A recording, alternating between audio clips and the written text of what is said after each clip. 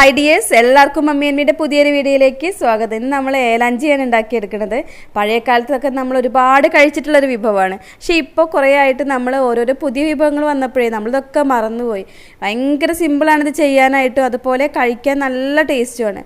നമ്മളിതിൽ എഗ്ഗൊക്കെ ചേർക്കുന്നുണ്ട്, പക്ഷേ എഗ്ഗിൻ്റെ ആ ഒരു ടേസ്റ്റ് ഒന്നും വരില്ല നമ്മളിത് കഴിക്കുന്ന സമയത്ത്. നല്ല അടിപൊളിയായിട്ടുള്ള ടേസ്റ്റാണ്.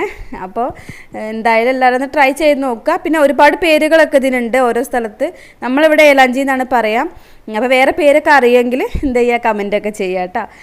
പിന്നെന്താ, നമ്മൾ വീഡിയോ ആദ്യമായിട്ടാരെങ്കിലും കാണുന്നുണ്ട്, വീഡിയോ ഇനിയും കാണാൻ ഇഷ്ടമൊക്കെ ഉണ്ടെങ്കിൽ ഒന്ന് സബ്സ്ക്രൈബ് ചെയ്യുക. ചെയ്യുമ്പോൾ തൊട്ടടുത്തുള്ള ബെല്ലൈക്കണും കൂടെ ക്ലിക്ക് ചെയ്താൽ പിന്നെ ഞാനിടുന്ന വീഡിയോസിൻ്റെ എല്ലാം നോട്ടിഫിക്കേഷനൊക്കെ കിട്ടും. അപ്പോൾ എങ്ങനെയൊക്കെ ഉണ്ടാക്കുകയെന്ന് വെച്ചാൽ, ആദ്യം തന്നെ നമുക്ക് ഒരു ബൗളെടുക്കുക. ആ ബൗളിലേക്ക് ഒരു എഗ്ഗ് പൊട്ടിച്ചൊഴിക്കുന്നുണ്ട്. പിന്നെ നമ്മളൊരു കപ്പ് മൈദയാണ് എടുക്കുന്നത്. പിന്നെ ഇതൊന്ന് മിക്സ് ചെയ്യാനായിട്ട് കുറച്ച് വെള്ളം കൂടെ ചേർക്കുന്നുണ്ട്. പിന്നെ നമ്മൾ കുറച്ച് മഞ്ഞൾപ്പൊടി, ഇതിലേക്ക് ആവശ്യമായിട്ടുള്ള ഉപ്പ്, ഇതെല്ലാം കൂടെ ചേർത്തിട്ട് മിക്സിയിലിട്ട് വേണമെങ്കിൽ നമുക്കൊന്ന് ബ്ലെൻഡ് ചെയ്തെടുക്കാം. അല്ലെങ്കിൽ വിസ്കോ എന്തെങ്കിലും ഉണ്ടെങ്കിൽ നമുക്ക് നന്നായിട്ടൊന്ന് അടിച്ചെടുക്കാം. ഒട്ടും കട്ടയില്ലാത്ത രീതിയിൽ റെഡിയാക്കി എടുക്കാം. അപ്പോൾ നമ്മുടെ ഈ ഒരു മാവിൻ്റെ പരുവെന്ന് പറഞ്ഞാൽ നമ്മൾ ദോശമാവ് അപ്പമൊക്കെ ഉണ്ടാക്കൂലേ, ആ ഒരു കൺസിസ്റ്റൻസിയിലാണ് നമ്മളിത് മാവ് റെഡിയാക്കേണ്ടത് കേട്ടോ. അപ്പോൾ അതാ കണ്ടില്ലേ, ഈ ഒരു രീതിയിലാണ് നമ്മൾ മാവ് റെഡിയാക്കി എടുത്തിട്ടുള്ളത്. അപ്പോൾ അതവിടെ ഇരിക്കട്ടെ. ഇനിയിപ്പോൾ നമുക്കിതിലേക്ക് ഒരു ഫില്ലിങ് തയ്യാറാക്കണം. അപ്പോൾ അതിനായിട്ട് ഒരു പാൻ വെച്ചിട്ടുണ്ട്. അത് ചൂടായാൽ അതിലേക്ക് കുറച്ച് നെയ്യ് ചേർത്തിട്ട് നമ്മൾ അതിലേക്ക് ആദ്യം തന്നെ കുറച്ച് അണ്ടിപ്പരിപ്പാണ് ചേർത്ത് കൊടുക്കുന്നത്. അണ്ടിപ്പരിപ്പ് കുറച്ച് കൂടുതലായിട്ട് ചെറുതായി കട്ട് ചെയ്തിട്ടാൽ നല്ല ടേസ്റ്റാണ് ഇത് കഴിക്കുമ്പോൾ. അപ്പോൾ കൂടുതലുണ്ടെങ്കിൽ കുറച്ചും കൂടി ഇട്ട് കൊടുക്കാം.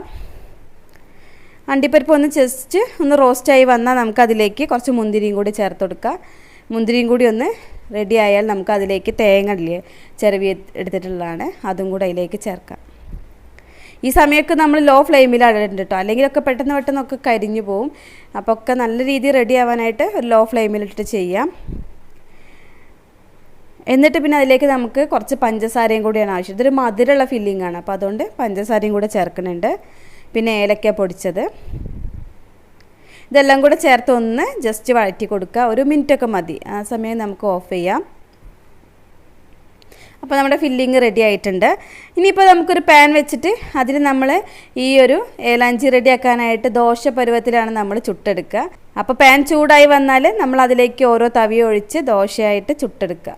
എന്നിട്ട് ഒരു ഭാഗം വെന്ത് വന്നാൽ ഒന്ന് മറിച്ചിട്ട് കൊടുക്കുക, മറ്റേ ഭാഗവും നന്നായിട്ട് വേവിച്ചെടുക്കുക. അങ്ങനെ ഓരോ ദോശയായിട്ട് നമുക്ക് ചുട്ടെടുക്കാം.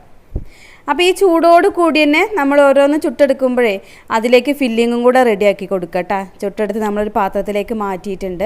അതിലേക്ക് ഫില്ലിങ് വെച്ചിട്ട് നമുക്കത് മടക്കി കൊടുക്കാം. അങ്ങനെ ഓരോന്നും ചൂടോട് കൂടി തന്നെ റെഡിയാക്കുക. പിന്നെ കഴിക്കുമ്പോഴും നല്ല ചൂടോട് കഴിക്കുമ്പോൾ നല്ല ടേസ്റ്റാണ്. അപ്പോൾ നമുക്ക് ആ എഗ്ഗിൻ്റെ ഒരു ടേസ്റ്റ് ഒന്നും ഫീൽ ചെയ്യില്ല ശരിക്കും കഴിക്കുന്ന സമയത്ത്. അപ്പോൾ എല്ലാവരും ഒന്ന് ട്രൈ ചെയ്ത് നോക്കുക. ഇത്രയൊക്കെ ഉള്ളൂ കേട്ടോ നമ്മുടെ ഇന്നത്തെ ഒരു വിഭവം. ഇഷ്ടമായി എന്ന് വിചാരിക്കണം. അപ്പം നല്ല ഓരോ വിശേഷങ്ങളും വിഭവങ്ങളൊക്കെ ആയിട്ട് നമുക്ക് വീണ്ടും കാണാം. എല്ലാവരും ഹാപ്പി ആയിട്ടിരിക്കുക. Okay, by.